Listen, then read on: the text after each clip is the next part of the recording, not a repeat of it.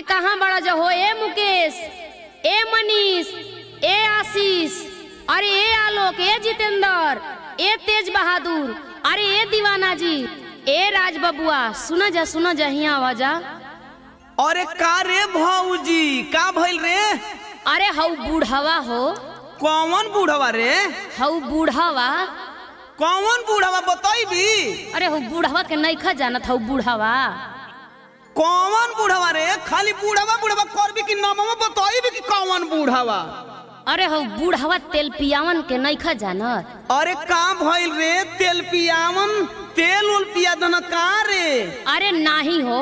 अरे तब का भइल रे? सुना ए दीवाना बबुआ। अच्छा सुनाव, अब तोर सुने के बाकी न रह गइल बा। गईली नजर झरावे हो त गईली नजर झरावे, नजर नाही झरले हो सटा के अखिया मरले बूढ़ऊ। गईली नजर झरावे, नजर नाही झरले हो सटा के अखिया मरले बूढ़ऊ। गईली नजर झरावे, नजर नाही झरले हो सटा के अखिया मरले बूढ़ऊ। अरे दीवाना, हाँ बाबा बोलो। अरे हमारा बुढ़ाई में अजहराई में लठना न लगावतिया हो। हे बुढ़ऊ, ताहरा बुढ़ाई पे लक्षणा लगाओ तनी कि जवन हमारा संगवा कइला उहे बताओ तनी। ए जितेंद्र वो भौजी, तू तनिका बाबा को विशेषता हमारा मुंह से सुन ल कि यह बाबा का अंदर कितना गुण बा। अच्छा तो सुनावा। वैसे तहरा बाबा की विशेषता के बारे में हम जानत तानी, लेकिन तू सुनाइए ना।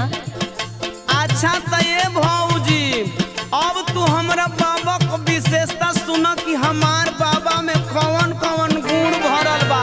फेर ना लगे नजरिया हो, फेर ना लगे नजरिया, देखे एक बेरा झरल हो गलती से अखिया मरल बूढ़ाऊ। फेर ना लगे नजरिया, देखे एक बेरा झरल हो गलती से अखिया मरल बूढ़ाऊ।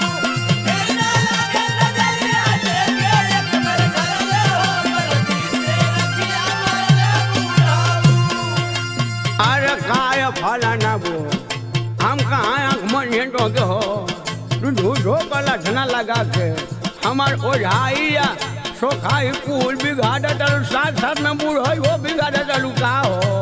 अरे चुप रहा बुढ़ऊ, एक तो चोरी भी है ऊपर से सीना जोरी भी। कैसे भौजी? चश्मा नीचे एक टकता के अखिया फारी चली में झांके।